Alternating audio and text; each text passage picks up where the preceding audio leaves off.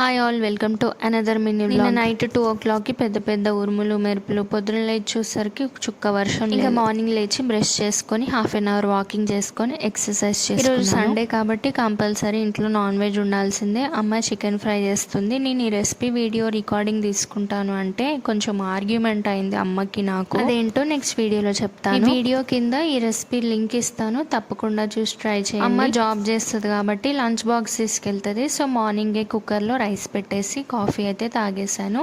ఇంకా అమ్మ lunch box pack చేసుకొని జాబ్కి వెళ్ళిపోయింది. మా కన్నయ్య ఎంత గుడ్ బాయ్ అంటే నన్ను అస్సలు సతాయించడు. ఇంట్లో ఏ వర్క్ ఉన్నా నేను ఈజీగా చేసుకుంటాను. మెల్కున్నా పడుకున్నా కూడా. ఆకలి అవుతే లేకపోతే నిద్ర వస్తే ఏడుస్తాడు అంతే. మిగతా టైంలో మంచిగా ఆడుకుంటాడు. ఇంకా మా బాబుకి నిద్ర వస్తుందంటే పడుకోబెట్టాను. తర్వాత నేనైతే చికెన్ ఫ్రైతో మంచిగా లంచ్ అయితే ఎంజాయ్ చేశాను బిగ్ బాస్ షో చూస్తూ. చికెన్ ఫ్రై టేస్ట్ అయితే సూపర్ ఉంది. అలాగే పీస్ కూడా జ్యూసీగా సాఫ్ట్. లంచ్ చేసిన తర్వాత ఒక 20 minutes వాకింగ్ చేసుకున్నాను. ఇంకా నేను వాకింగ్ చేసేటప్పుడే మా బాబు లేచాడు. ఇంకా మా బాబుకి అయితే అన్నం తినిపించేసాను. తర్వాత ఇంట్లో ఫిష్ టాటాయిస్ ఉన్నాయన్నమాట. వాటికి కూడా లంచ్ టైం అయింది.